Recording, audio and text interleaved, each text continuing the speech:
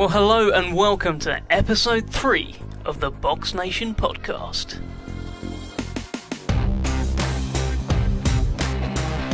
I'm your host, Dev Sahni, and after he joined me last week to fill in for Steve Lillis, such was the impact of being around me that this man, sat here to my right, just could not keep away.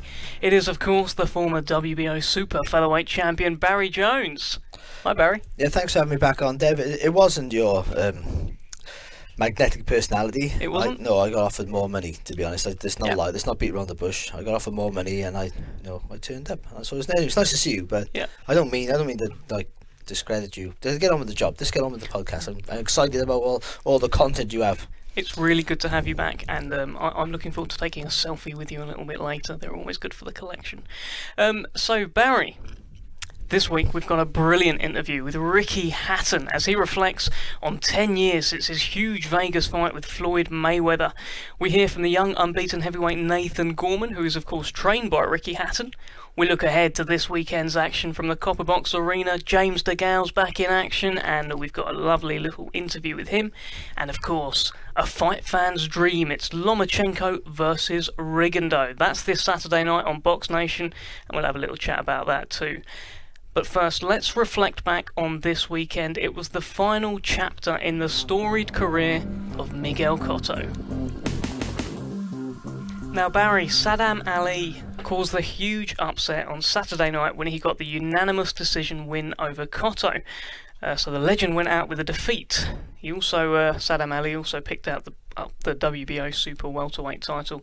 You were there. You were in the studio. What did you make of it? First of all, I thought it was a great performance by Ali. I think he started nice and fast, and then he looked like not switched off. He looked to be a little bit too tentative in the middle rounds, and then I think Cotto got back into it, but then he finished with a bit of a flurry, Ali, and it was a close-ish fight, but a close-ish fight with maybe a clearish winner.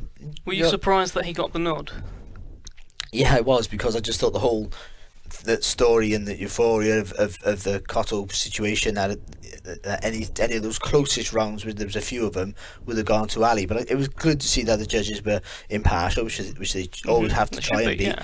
And the right guy got the win. I think that was important. And Ali boxed well, but it was all about Cotto, and I think Cotto he won't come back. That's the way he was getting hurt and wobbling his legs. Early as the second round with the shots behind the ear. That's a sign that your resistance is gone. And Sadam Ali's not a big puncher. He's not a big puncher, but he's a sharp puncher. And I always thought that he could cause a few problems for Cotto, but I thought it was a well orchestrated opponent for a good win. It was always going to be an entertaining fight, but it was always going to be a win for Cotto, I felt, and it was a good way to go out. We spoke this last week actually, and I said a similar sort of thing, but it was a clear winner in Ali. Cotto could have done a little, maybe could have won the fight if Ali wouldn't have pushed on those last few rounds, but he did, and it's sort of good because it's a change of a bat. You want a young, fresh guy to be in a light middleweight division, which is quite exciting, and obviously it's more for British fans, because that gives one of our own a better chance of winning the title. And we'll hear from Liam Beefy Smith in particular very soon. You said it sounds like it's going to be Cotto's final fight. You were adamant last week too, and we listened in on the post-fight interview. It certainly sounds like a goodbye from Miguel Cotto. Here's what he had to say to Max Kellerman. You said win or lose, this would be your last fight. It was a great fight, but you didn't get the win. Is it in fact your last fight? It is. I'm going happy to my house, enjoy my family, and just being happy, being good, and be at my house. I want to be at my home. Is there anything you'd like to tell the fans, since this is in fact your last fight? To all of you guys, thank you for supporting me at every moment, at every opportunity. I'm so glad to call Madison Square Garden my home. Thank you. Miguel, with fighters, you never know. You're different than most, but still sometimes guys get the urge a couple of years later, whatever. If this is in fact your last fight, I'd like to tell you on behalf of everyone at HBO, certainly, and I think everyone who's dealt with you, it's been a pleasure covering not only your career, but dealing with you. We're going to miss you. Thanks for the memories. The pleasure was all mine. I had the opportunity to provide in the best way for my family That's all that matters for me right now. So yes, Barry, it certainly sounds like goodbye. He said he just wants to go to his house. Basically, he wants to spend some time with his family, but notably he just wants to go to his house. So big farewell to a real legend of the sport. He's a legend. I put something on Twitter today. He was a fighter's fighter, and he was. You know, he wore his heart on his sleeve. You know, he always came to fight. He had some rocky moments in some defeats and came back stronger. Had some rocky moments and prevailed, but never complained. Never used excuses. He used an excuse Saturday about his shoulder, about his arm and his bicep, which was probably genuine. But even then, he was saying, "I'm not using that as an excuse," but it did happen. But he was always honest, great to watch. You know, and he'd be missed. He will be missed. That sort of style, that sort of attitude that he had.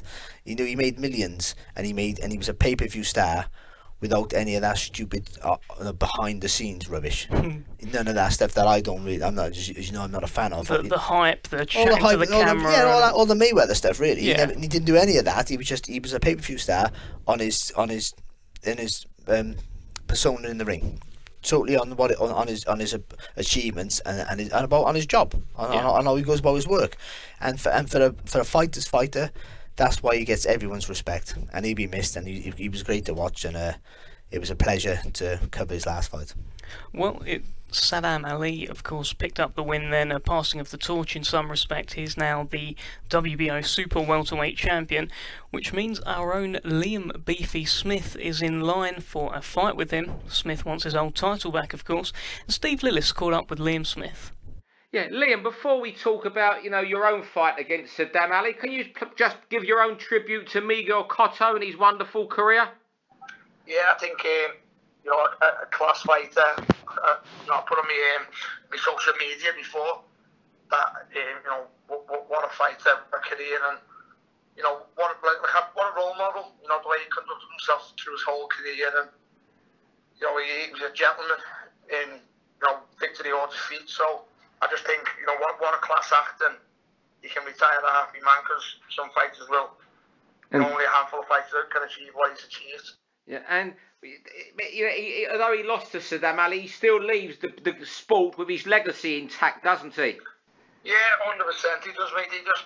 It was kind of, it was not that it was bad to watch, because he didn't take a beating in the fight. You knew. I think he probably knew himself. He was on his way out, so he's gone out at the right time. I think yesterday's fight showed that. Yeah. And your opinion on Sadam Ali's performance? Very good performance. Got his tactics spot on, but I think it was just the youthness of him. I think he was young, fresh, fit. He had good legs, and I think Cotto kind of, he didn't look shot or didn't look finished, but I think he did look kind of, the first time he's looked his age. Obviously, he's new through training camps, but he's coming to an end, so that's why he's announced it was his last one. I think the fight showed that.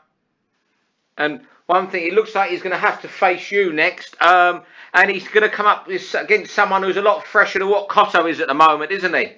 Yeah, he is 100%, Stephen. Obviously, I don't mean to say, obviously Miguel Cotto's a strong fighter, a very strong fighter, but I just think, he looked all of his age against Sadam Ali. Obviously, I'm 29 years of age. I think I'm coming to the peak of my career, so Sadam Ali will have different challenges, in front of him. It's one I'm confident I can go and take that title from him. Yeah. And when you were watching the fight and the decision was given, were you licking your lips and thinking how you'd beat Sadam Ali?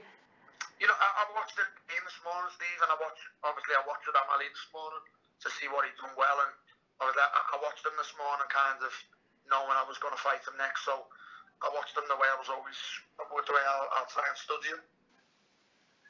And what did you make of watching him? Well, did you see there's weaknesses that you can exploit?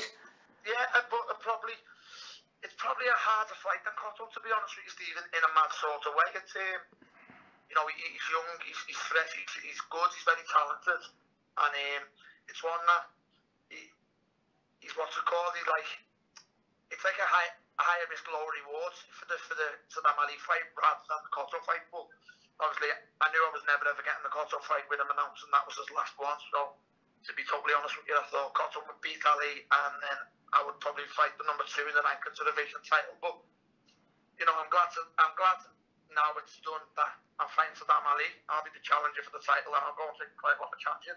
Yeah. Where do you think that'll be? This country, or do you fancy a little trip to New York? I'd love a trip to New York, Steve, but you know, I'll let Frank and the management team deal with that, and obviously they'll have to discuss with Golden Boy. But as long as I get Sadam Ali next, then I'll be a happy man. So Liam Smith versus Sadam Ali for the WBO Super Welterweight title. Smith actually thinks that Ali will be a more difficult fight than Cotto. What do you make of that, and what do you make of Smith's chances against Sadam Ali? I think he got a good chance. I think Ali, I think the right pressure, as we've seen with Jesse Vargas against Ali, he struggles a little bit, to be honest, and he won't be able to hurt Ali. He won't be able to hurt Smith as he did Cotto, as he wouldn't be able to hurt Cotto a few years ago. Let's be honest. But it still will be Liam Smith's hardest fight. Well, apart from Canelo. Oh yeah. Hardest, best win then. I mean, if he were to prevail and win, it'd be his hardest fight. Excluding Canelo, I almost don't include Canelo in. Almost can't include Alvarez as a loss because it was always just a wee step above where he belongs. But I think it's a fight that he can win. If Cotto would have produced the goods and still had some left and would have continued, then that would have been a more entertaining fight maybe to watch. But still a harder fight for the way Liam Smith fights. So I think a harder fight for him because he would have got caught a lot. But I think with Ali, he can corner him. I think he'll take a few shots. But and I think the way that he adapted in the Williams fight, Smith, shows he's more versatile than we give him credit for. So with Ali, is it almost maybe he was fighting in the wrong division as a welterweight, and maybe this is the right division for him, so he's going to be a prominent world champion, or is he just a blown up welterweight who got lucky on the night? He looked big for the weight, but then Cotto was never big for welterweight. I think welterweight was his best weight, Cotto, but never a light middleweight, of course. But he was a light welterweight coming up, and he's not very tall in stature. But and so I think at light middleweight, Ali looks a little bit more comfortable, but he was a good welterweight. Yeah, he lost to Jesse Vargas was a world champion himself after, and a really good fighter. So no shame in that defeat. But I just think he's a good fighter. He moves very well, got fast hands, and he's hard to beat, and he's good enough to beat Liam Smith. But Liam Smith is also good enough, as he's shown, to compete and maybe beat him. So I think it's a good fight for Liam Smith. He won't be worried about going over there to fight him. But I think more importantly, because it is Sadam Ali who won the fight, then they got more chance of getting him over here and not having to break the bank to do it. That's an very important factor. And so I think he gets home advantage somewhere in the UK, preferably Liverpool, of course, for Smith. Sure, and then I think he got a great chance to regain his title. Well, that's a fight we'd certainly like to see. We'll keep our eyes peeled. Frank Warren tweeted out this morning, or it came out from the Frank Warren account, that Sadam Ali, congratulations, but Liam Smith is your mandatory now, and he wants his old belt back, which is nice to see. So I think talks are probably underway there to make that fight happen. Now, we've talked about Miguel Cotto. What a legend. And that legend was one of 15,500 people in attendance when our own Manchester legend Ricky Hatton fought Floyd Mayweather 10 years ago this week. What a fight, Barry. Did you go? No, I didn't go. No, I remember I was working in schools doing a scheme called Self-Esteem Through Sport. I had a load of young kids teaching boxing techniques, and we did a little display. It was like coming up to Christmas, a little display for their school assembly, like an after school assembly, like all the parents come in, and we were all in the crowd getting told by the teachers for singing "There's Only One Ricky Hatton" in that Christmas sort of style song. Yeah. And I just think, for me, Ricky Hatton is the last working class hero. It's especially in boxing and maybe in sports. For me, like he really is. He covered all aspects of fans, and everyone just wanted him to win. And that fight, especially with Mayweather, being the brash, real arrogant at the time, more than he is now, I feel, and Hatton just being the real humble, funny guy. And the press conference, we've seen some of the press conferences on. I remember on Sky News, wasn't it, in the afternoon, and had to cut it off. I think. Cut it off, just swearing and stuff. And Ricky, anyone who's seen Ricky since he retired, all the after-dinner speeches, how quick-witted and quick-thinking he is. And he boxed, and in hindsight, it was not the hardest fight for Mayweather, but it was one of Mayweather's hardest fights physically. Because that first round, he sort of rocked him with a jab, wasn't it? Yeah, but he put lots of pressure on him, and the referee, he was always going to get beat, Hatton, let's be honest. But it was a great atmosphere. It was a great performance as well, even though he was losing. He just came up against a Mayweather who's just exceptionally talented. But he was uncomfortable moments for Mayweather. The referee didn't help Hatton. nowhere near at all. No, Joe Cortez. Yeah, he was really bad that night. We hear from Ricky Hatton on that Joe Cortez situation. But he was great. It was just a great. The whole build up to the fight, got everyone involved, and everyone I know wanted Ricky to win, and that's a rare thing, because with envy or whatever else, and people, not everyone can be liked by everybody, except for Ricky Hatton, it seems. Because at that time, I don't know anyone who didn't want him to win that fight. Yeah, and there's only one Ricky Hatton. He was 43-0 heading into that fight. Mayweather was 38-0. The fight was called Undefeated. It's for the WBC World Welterweight title. And it was also for that #1 pound-for-pound spot in boxing. It's not very often you get a British fighter just fighting for that. I can't remember the last time. Well, I remember the closest we've had to that. I think Joe Kawasaki was like #2. Right. Maybe pound for pound, but not actually. Very rare you get anyone fighting You get the pound for pound #1, but very rare does he fight someone who's anywhere near that pound for pound status to take over his mantle, even if he were to lose. So, yeah, it was a big test for Mayweather. People forget that. No, it was a gamble for Mayweather. He could have avoided Hatton. Taking 30,000 people or plus over to Las Vegas is unheard of. Yeah, it really is. And maybe someone like a Joshua might do that, maybe, but even that's a stretch. He might do 80,000, 90,000 in Wembley, but to go to the other side of the world and all that expense, and people who went there said they were just people everywhere. It was literally like Little Britain. Yeah, Steve Bunsell always says you'll never meet someone in Manchester who's a Ricky Hatton fan that hasn't had a pint with him or something like that. He's really a man of the people. I'm sure he still is. Everyone has. Well, he said to me, everyone has a Ricky Hatton story. Yeah, they really do. And you meet the guy once and you can't help but like him. And I know very few people who have a bad word to say about Ricky, even after, on all the troubles he's had after. Even then, they just found him funny. Yeah, but Ricky at his best was a little bit special. He had that innate toughness that you just can't teach somebody. You can't teach it. You have it or you haven't. I never had that sort of stuff. The toughness he had, willing to walk through walls to win a fight. It takes a special character to do that, and he was willing to do that on that night. Just come up against an exceptional talent, one of the best fighters to ever live. Absolutely. And come second. No shame in that. Well, Steve Lillis caught up with Ricky Hatton on this special 10-year anniversary of the Mayweather fight. Ricky, 10th anniversary of your fight against Floyd Mayweather Jr. Your memories of the contest? Yeah, it was a fight that obviously sadly ended in defeat, but it's still one of the proudest moments of my career. You know, I mean, you dream of becoming the world champion. You never do think it's ever going to happen, and I became the best in my weight division when I beat Kostya, but when I fought Mayweather, I got the chance to become the best in boxing, period. You know, the best pound for pound fighter in the world. And when you see what he's done since, he'll probably go down as arguably the greatest, if not one of the greatest of all time. So, and you know, there's been nothing in Las Vegas since, I don't think. I went to the Mayweather-Pacquiao fight thinking that, you know, if that will push it close for atmosphere, you know, and it didn't, to be honest with you. You know, the British fans come over in the droves, 40,000 or whatever it was, and they made it an occasion, an atmosphere, even though it ended in defeat. That's one that I can be very, very proud of. I mean, you covered yourself in glory in the fight, even though it was a losing effort, but how good was Mayweather? Very good. You know, in all the the fights that I've boxed, you know, I was a little bit, I mean, without harping on about it, I think the referee did me no favours. I think if I did have a chance in the fight, it was if the referee allowed me to get at him and do my usual game, and the carpet was pulled right from under me from the opening round, wasn't it? You know, so it was.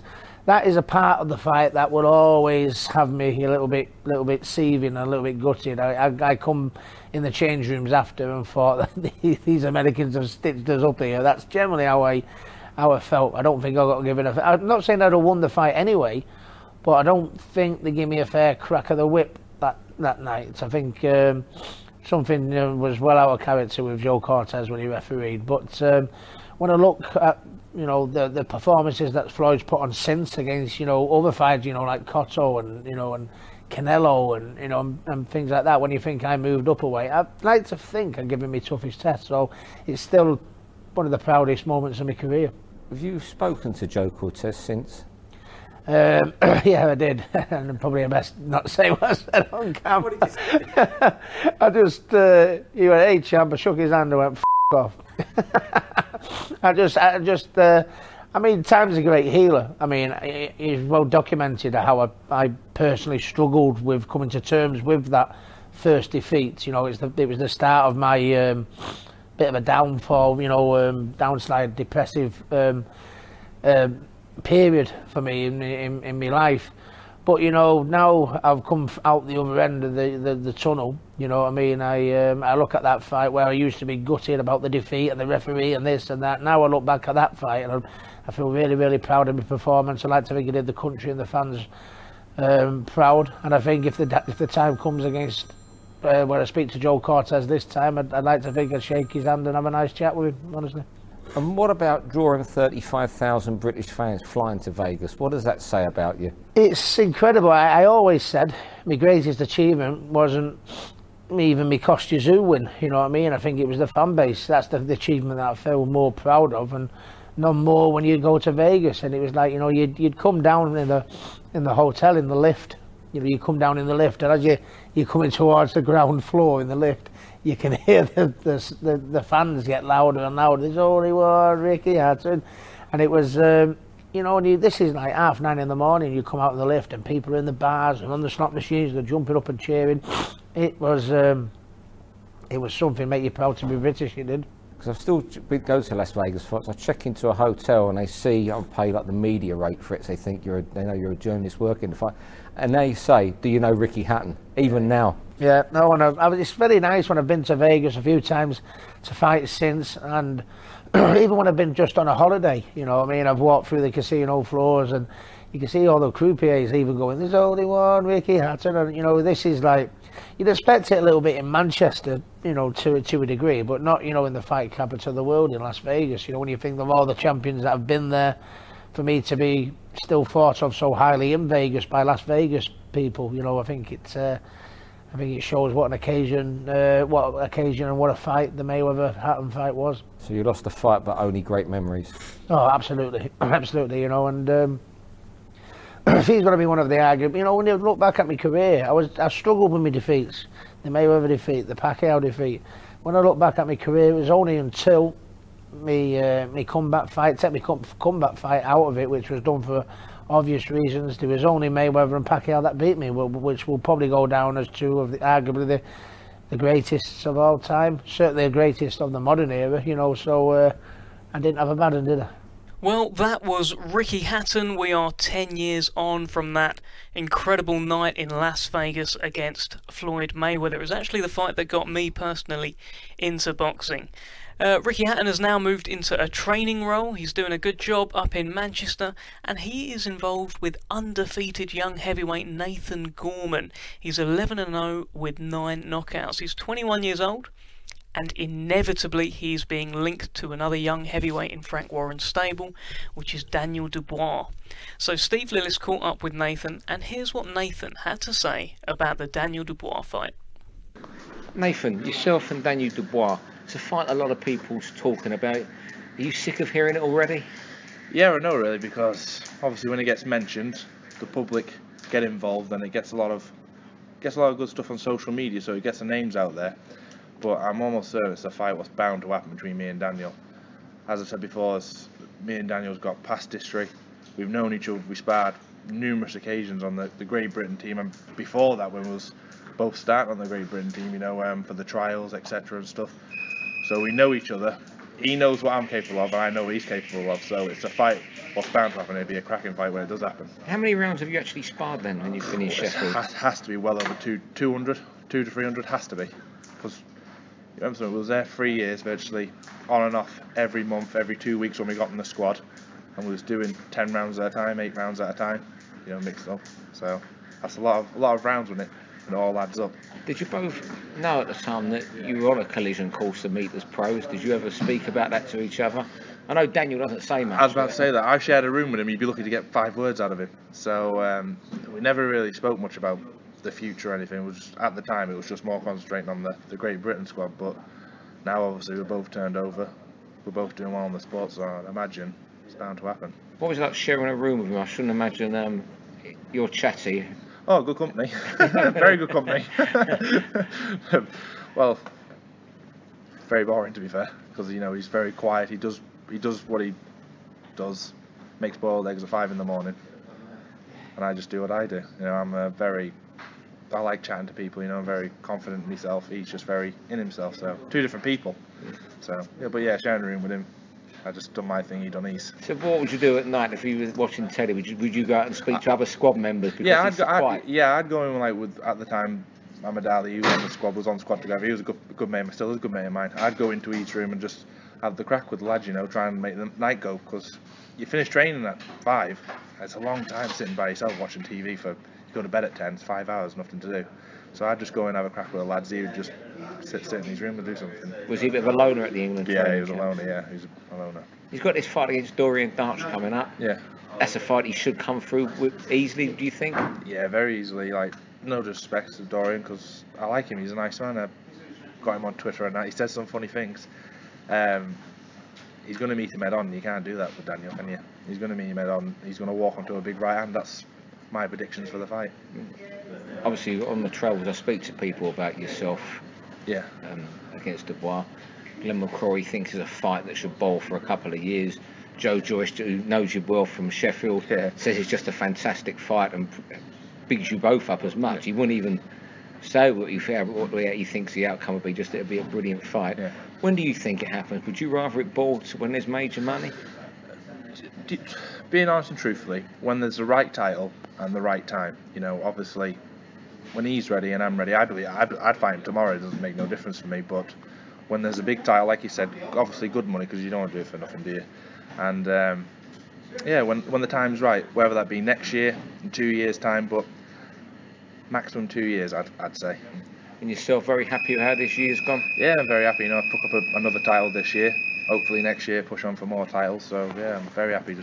So that was Nathan Gorman on Daniel Dubois. Daniel Dubois is, of course, back in action this weekend against Dorian Darch. He is aiming to go 6-0.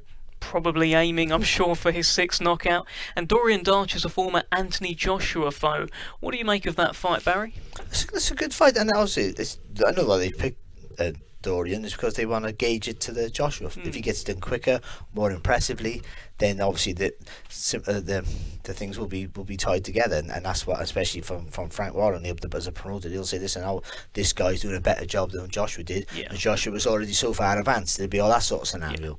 But I think I've been saying about Dubois, he looks great, done nothing wrong, I haven't put a foot wrong. His footwork actually is what's made him look good, I think. But still early, you've got to be careful. He's a young kid, you know, he's still early in his career, got so much to learn until he comes up against, I keep saying the same thing about Anthony Yarde as well, until he comes up against some resistance, you just don't know. You want to see them get hit, don't you, Barry? You're a sicko. Yeah, well, of course you do. For him, because especially heavyweights, everyone can knock you out as a heavyweight, but you want to see how it's like when you do get clipped, because you just don't know. Or it's not so much when you get hurt, because it's not about whether you can take a punch, it's how you react when you get hit. Like Frank Bruno, Frank could take a punch, but he just didn't know what to do. His legs stiffened and he just stood there with his chin up. Tommy Hearns, not the greatest of chins, but not the chin one as bad as people make out, but he didn't know, he could never hold on. His instinct was to fight. So sometimes if you could hold on, he wouldn't have lost to Sugar Ray Leonard the first time, who knows, but he didn't know what to do when they get hit, and that's an important thing to learn. No one wants to learn that, but it's part of our trade. It's one of the things you don't want to do. When you're an electrician, you don't want to get in the loft and run the cables through, with all that fiberglass and all that. You don't want to get in there. So, but there's some things part of your job you have to do. And as a boxer, you have to take a punch. You have to know what it's like to be hurt and how you react to it. Not just about being able to stand up and not, because I can't get knocked out. But it's not like if you take the shot, you just stand there, freeze, and then get hit with 20 others. But how do you train for that, Barry? Daniel Dubois, how can he? You can't train. I mean, you can't train to have better punch resistance. I don't think. Well, he does all his neck exercises. Well, all that helps absorb the shot. But I mean, you have to know what to do to react. And you never know until this happens. I'm not saying you've got to go in the gym and get people punch you in the face. Yeah.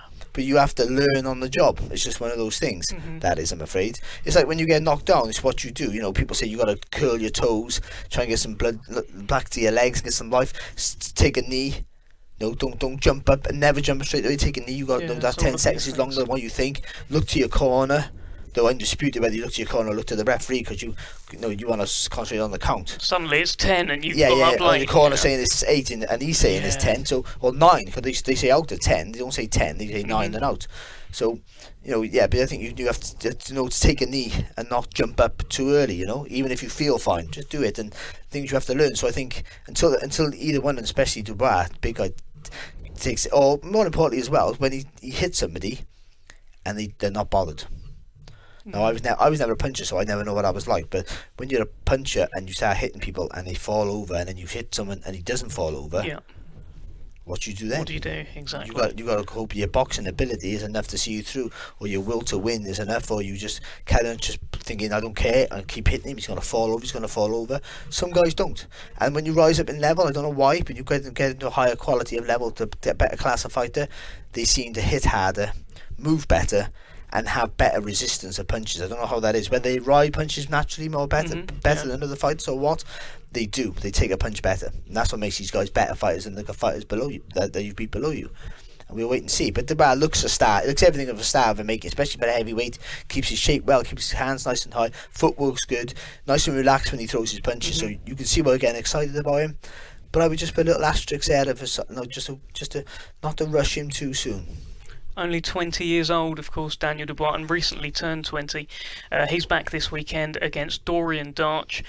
Barry also mentioned Anthony Yard there, and he will be fighting someone who perhaps won't just go over when he hits him. He's fighting Nicholas Edgelocker, who is never been stopped. No, we spoke about this last week, but it's a great opponent. He's having him at the bright side of his career, where he's maybe not as good as he was, but still a good test. And if he does a good job on him, which I'm sure he will, he'll go with a bit more confidence into his next fight. But I think then he needs to start climbing the ladder quite rapidly, I think.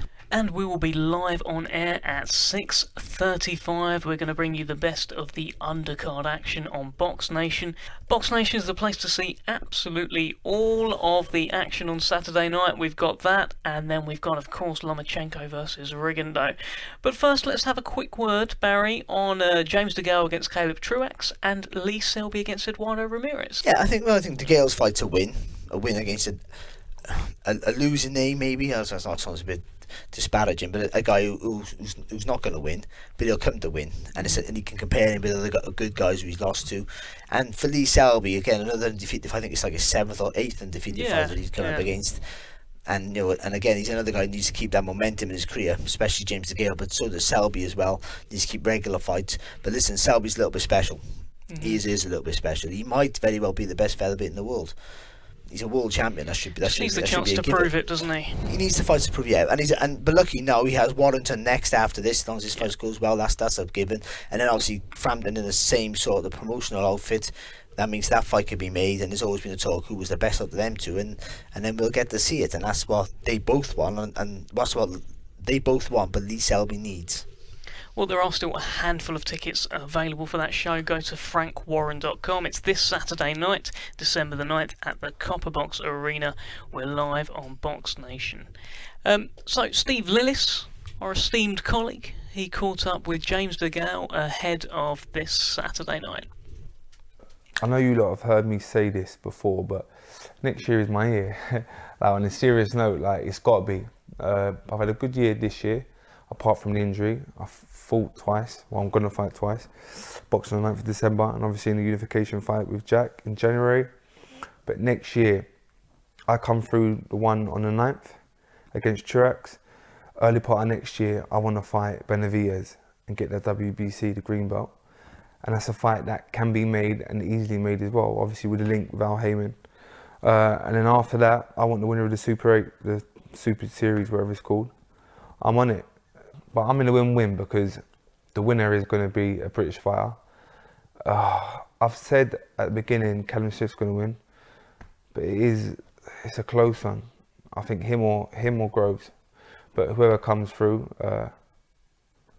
it's going to be a wicked fight at the end of next year. So I look forward to it. Well, it's that time of the show again. Steve Lillis has left me bereft. Again. I know. I'm beginning to think it's something to do with me. Tell me I'm wrong, Barry. I won't tell you you're wrong. Yeah. Not on that point. You're wrong plenty of times, but not that. But we're advertising and we're promoting this podcast on the Boxing Hour, me and Steve Bunce, on Steve Bunce show, and it's always, this is only the third one. This is with Dev Sahni and Steve Lillis. Yeah. But like, you're talking about the A side and the B side. I've done more than Steve Lillis. I don't know why my name is not on there. And then, you should have a line. You should keep Steve Lillis' name on there and put a line across it, and then put my name next to it. Yeah. Don't get rid of his name. Let people know he's let you down. Let him know that that the guy that I've made the effort, and I have. Come all the way from Wales. I don't live in Wales. Yeah. No, people think I live in Wales still, but I don't. But I could have. Yeah. No, anyway, I'm here. That's Barry, this is under investigation. We'll look into that. We'll get that graphic changed ASAP. But in the absence of Steve Lillis, I'm going to ask you, what are you talking about this week, Barry? Have you got a gripe? Anything you want? Just give it to you. Oh, was it that? Just the graphic? Was that really? Where's Steve Lillis? Is that all right, producer Andrew? Can we move on now? I will have a little moan, not a moan, but a little thing about trainers, boxing trainers. Listen, a good trainer's worth his weight in gold. But this last maybe 8 to 10 years, there's been so much spotlight on trainers, how great a trainer is, and how he can change a fighter's career. And I think a trainer can help you, and I think good trainers and fighters go to them. But I don't know where I'm going with this. Again, another one just off the top of my head. You're only as good as your fighter. That's what I want to say. I think. Everyone goes on about trainers this, tactics this, tactics that, and it's all great. But if your fighter can't do any of it, if he's not good enough, no matter how good of a trainer you are, you can't polish a turd. If he's not good, and you're the best trainer on the planet, and the big deal about he's the best trainer, you go to him, he's great. Well, why don't he just make why can't he make an average fighter the best fighter on the planet? Because you can't do it. You're as good as your fighter. And before, trainers never used to get interviewed. Never heard a trainer. Yeah, you got celebrity trainers now. Never heard Jimmy Tibbs talk, did you? Ever? Never. And he was regarded as one of the best, if not the best in Britain. So now their trainers, like promoters, are more famous than the fighters. Well, you do get some trainers building a strong stable of fighters. Well, and they're good. Joe Gallagher, good trainer. Yeah. But he's only got he has one fighter, and that attracts other fighters. Not Joe Gallagher. They've gone to his gym. Adam Booth, good trainer. But David Hay, and then George Groves has gone there, and then other fighters gone, and they might have gone, but other fighters got there because of that. No, Ryan Burnett's there. But Mitchell Smith, Lucian Reid. If they're getting credit for that, then the amateur trainers should be getting all the credit, because these are the guys who taught them their skills. Now, I mentioned I'm not picking on names there for certain trainers. No. They just seem to be the most prominent, biggest names in the country. I suppose, for being trainers, but again, there's other trainers don't get no mention. They're good trainers. They're having fighters they're taking fighters who are not winning stuff, but would have been absolutely rubbish. And that's a good trainer who makes a fighter who's taken from a losing record to a winning record, but he might not be a world champion because he haven't got the talent. But you've changed him around and made him a winning fighter. That's harder to do than taking a guy who was a standout amateur winning everything. Or training with someone else and undefeated for 10 fights, and then he goes with you, and all of a sudden becomes world champion. I was trained by a fellow called Pat Thomas. I don't think Pat was a great trainer, a lovely guy and a great boxer of his own right. But he had me for like 13, 14 fights, and I goes with Ronnie Rush, who trained Steve Robinson, good trainer, world champion. Ronnie never made me a better fighter, never taught me anything more than thing, but I won a world title with Ronnie. So did Ronnie get the credit for making me a world champion? But if you look at someone like Freddie Roach, obviously a good example in America. He was a trainer for many years, and then he got Manny Pacquiao, and it seemed to be with Manny Pacquiao he seemed to really rise to prominence and attracted Jorge Linares, Amir Khan to that gym. Success breeds success, so everyone flocks to that place, and obviously you get a right system in, and I think, and you have a regime, and you get fighters in, a lot of sparring, but it's obviously the fighters.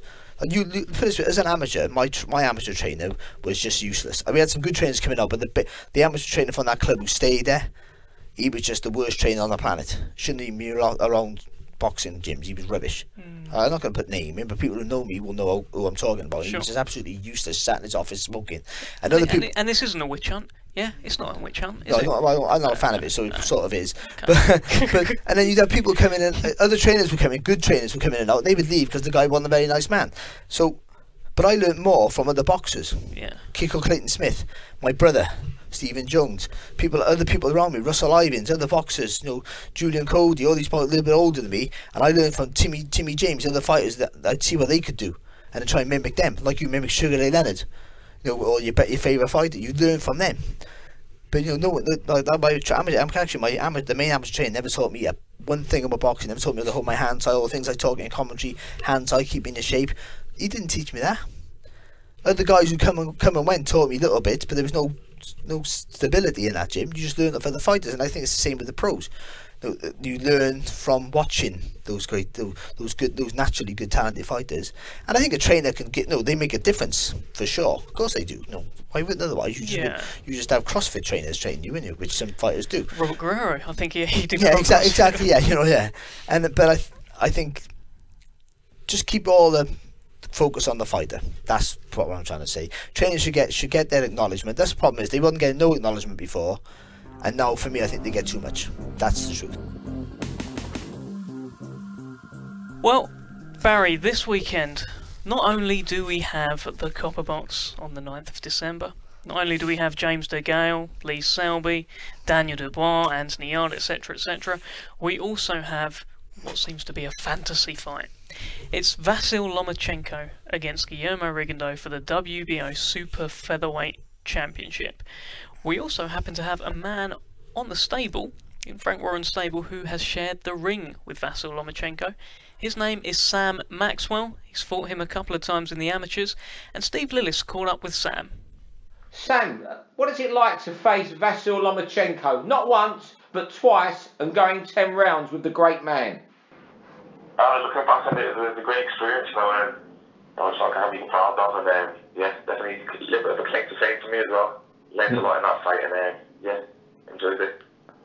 Well, tell us first of all about the fight at York Hall, when it seemed every Ukrainian that lived in London was there that night. It was like boxing away from home, to be honest. I'd already boxed him in Ukraine before that, so I was more prepared for that fight in London, and they just brought about 300 Ukrainians in there. It felt like I was away from home, but it was a great experience. And I boxed well that day, and gave him a little bit to think about, but his quality just always shines through, and he dealt with me. But I can always look back on that with in a positive way. In the Ukraine, you really had to grit your teeth that night, didn't you? Yeah, I got that one thrown on me a little bit of a surprise. I was supposed to be boxing someone else, and on the way in, I was sat there with my rehydration waters a bit tight at the weight. And I seen Lomachenko walking in, and I thought, I wonder what he's doing here. The lad said to me, "Oh, Sam, I bet you're fighting him." I said, "Nah, no chance, he wouldn't do that to me." And then next thing, the day manager comes over and says, "Oh, Rigondeaux, who you were supposed to be boxing, he's turned up ill today. So we ran Lomachenko this morning, and he said he'll fight you. No day." And I was like, "Oh, I can't believe it." But I was more in awe, because it was thrown on me. I wasn't prepared mentally for it, and he got the better of me in that fight, and like you said, I had to dig in the end. He hit me to the body in one of the rounds, and I had to show a bit of grit, but I was more prepared the second time.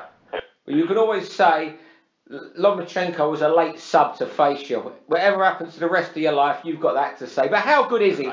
How good is he, Sam? I think he's he's going to be pound for pound. That's what I believe in. Best amateur of all time, and going to be in one of the best pros of all time. I just think he's brilliant. He's getting better each fight as well. I can look at him now, and you can just watch him all day, and it's just absolutely phenomenal. He does things like other boxers will never be able to do. He's a special talent. We've got his classic match against Guillermo Rigondeaux on BoxNation this weekend. Who's going to win that? I'm going with.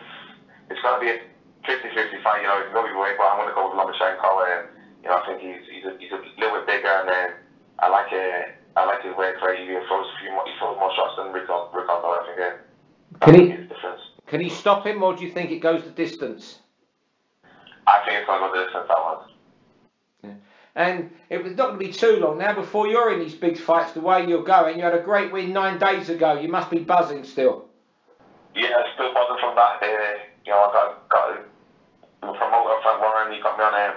I'm a manager at MCK. They got me on a great show out in Germany, and I rose to the occasion and performed well. Yeah, I want to build on that for next year now. I'm on a high, I'm gonna ride that wave and, you know, keep going. I mean, you're 5-0 now. Is one of your targets next year to get on some of the big BT and BoxNation bills? Definitely. That's my goal now. People have seen me, so hopefully, you know, they want to see me more of me. So, you know, these big bills, get some big fights, you know, tougher fights, and you know, show my quality. That's brilliant, Sam. Oh, I've just noticed, Sam, you were born in London. Can we claim you as one of our own now? Does that mean? No, I'm from Liverpool, not from London. You was born in Hackney, I'm told. Born in Hackney, yeah. But I've been in Liverpool for 20 years now. So definitely at the doctor's council. So I'm going to claim from Liverpool now. Well, that's what Sam Maxwell had to say about the fight this weekend. Barry, I've got to ask you, and I know we talked about this fight last week, and you said you believe Lomachenko will win. He's bigger, etc., etc.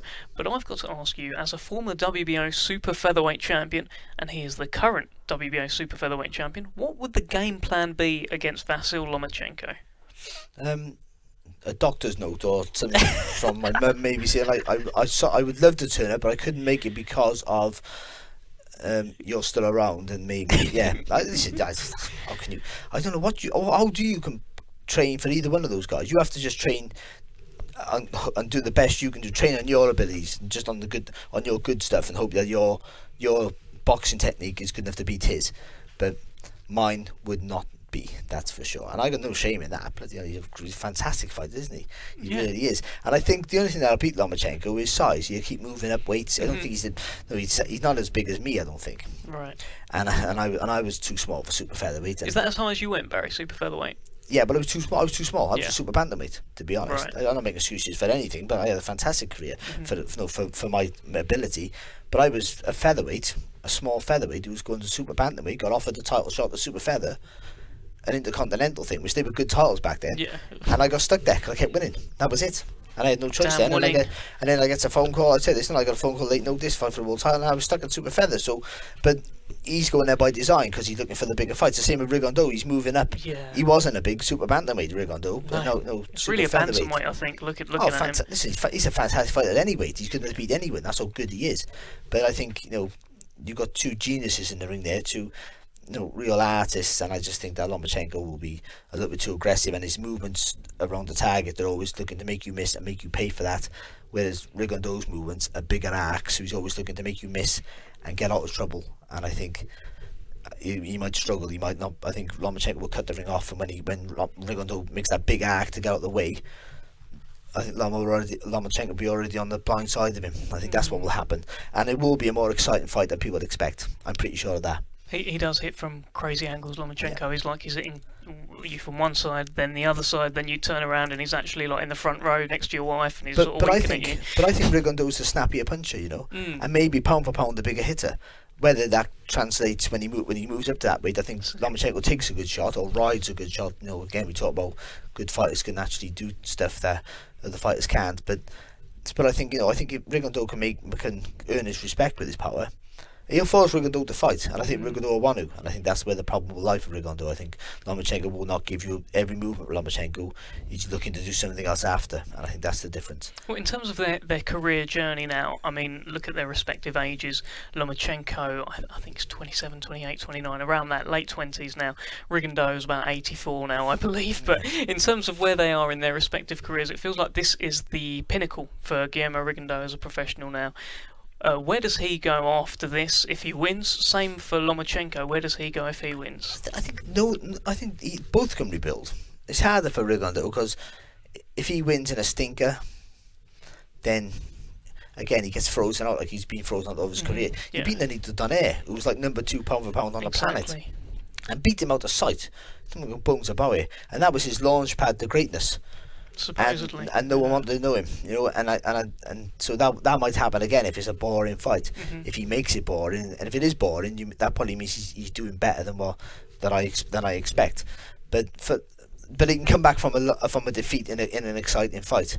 I think sometimes you can earn more respect and earn more plaudits in a good defeat. Klitschko against Joshua. What's that? Klitschko against Joshua. Exactly, yeah. Klitschko got that stamp that he never had before as a warrior. He ticked every other box except for that. That's why he did right thing not to come back. And I think Rigondeaux can then get fights on the back of that. Lomachenko can come back from a loss. He's proved that already. And a loss against Rigondeaux, either one loses against either one of these guys, and it's no shame because they're both brilliant. Lomachenko, it feels like Lomachenko has more to lose if he loses this. He's late 20s. He's on the rise, and if he loses to someone, despite him being a genius, if he loses to someone who's 2 weights below him, surely that does more long-term harm to him. But then, who does he fight? Maybe Tevin Farmer, who's boxing for the world title the same night on another bill. He wins the world title. He thinks, well, I'll fight Lomachenko now because he's been beat twice now. All of a sudden, in like 11 fights, wherever he's had 12 fights, don't look great on your record all of a sudden. Does it? But obviously the quality of these boxers is tremendous, and he'll just go in there and he'll bash him. He'll bat him to pieces. Or Salido might fancy the fight. Orlando Salido, if he can ever make a weight, and then a rematch, wouldn't it, Salido? Yeah, it'd be a rematch. Yeah, a super feather now. Where Salido obviously didn't make the weight, the featherweight the last time they boxed, and then he'll just school him this time. So he'll come back because and the way he fights, he's marketable. You can use that, and I think with a lot of Eastern Europeans around that east coast of America, then they can always sort of sell tickets. I think so. I think he got plenty of time on his side in this because neither one have got loads of wear and tear. No. They don't take punches, do they? No, exactly. Most talented defensive boxers have taken more punches in one fight than they've taken in a whole career. Two combined. Incredible careers. And, I'm sure they're going to be incredible professional careers. They had amazing amateur careers, countless gold medals between them, and they will be painting a picture, I'm sure, this Saturday night live on BoxNation from 2 a.m. It's Lomachenko, Rigondeaux. Barry, you're pointing at me. What do you want to say? I gotta say, but what a world title belt to hold. Some of the names. Oh God! Oscar De La Hoya. Keep going. Acelino Freitas. Keep them coming. You know what I mean? That gingery baldy kid from Cardiff. I don't know whatever his name was. There's loads of them.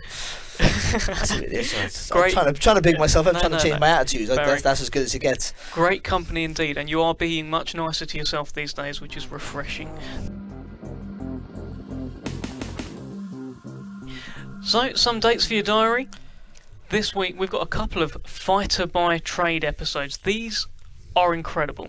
So Lee Selby, it's going to be on free to air every time. 10 o'clock on Wednesday night. It's also on our YouTube page. It's Fighter by Trade Lee Selby, and basically it's Steve Lillis going to Lee Selby's house, going around Barry Island with him, being introduced to all of his various chickens and pets in the Selby Zoo in the back. Have you watched it yet, Barry? I've seen it. Fantastic. Yeah. Really, really fantastic. The Frampton one was brilliant, and the Selby one's just, if not as good. Well, it's going to be a real insight, and the other Fighter by Trade episode is going to be on none other than James DeGale.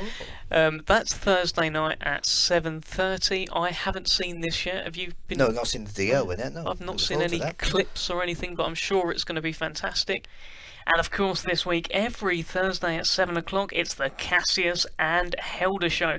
This week, James DeGale and Derry Matthews feature, as well as the Boxing Academy down in Hackney. Coogan and James pay the guys a visit. Frank Warren and Daniel Dubois interviews feature on this week's show. It should be a good one. That's Thursday at 7 o'clock. Don't miss it. Friday, 7 o'clock, Bunce's Boxing Hour. Barry, you're going to be there? Well, I might not turn up, and I might get Lillis to turn up in my place. Let me see what he likes it. Just send an email on Thursday afternoon going, sorry, I can't make it. Yeah. So, get Lillis in. Well, you don't need the Boxing Hour gig now anyway. You got this. Haven't you, Barry? You got this. He'll be back next week, Lillis, anyway. Well, if you want to subscribe to BoxNation, it's very, very easy. Barry can tell you how. All you have to do, go on, tell us again. Just go on to www.boxnation.com and follow the online instructions. How much is it? £12 a month. Easy, isn't it?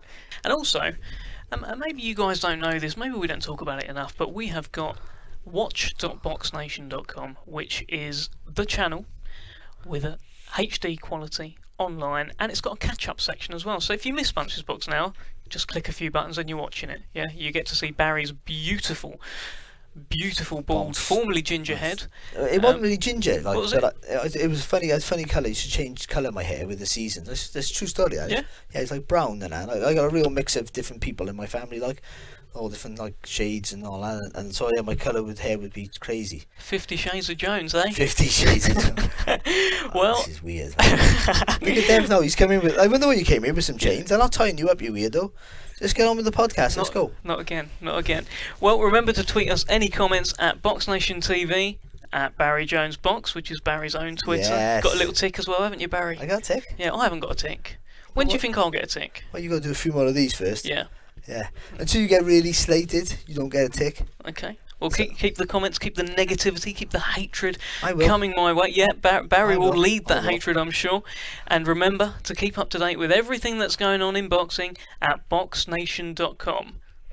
And we are live from 6:35 this Saturday night. James DeGale, Lee Selby, Daniel Dubois, Anthony Yard. And that leads us into a huge showdown from Madison Square Garden, 2 a.m. A Fight Fan Stream. It's Vasil Lomachenko versus Guillermo Rigondeaux, live and exclusive on BoxNation. I'm Dev Sahni, and until next week, it's goodbye from me. And it's goodbye from me. Thanks, Barry.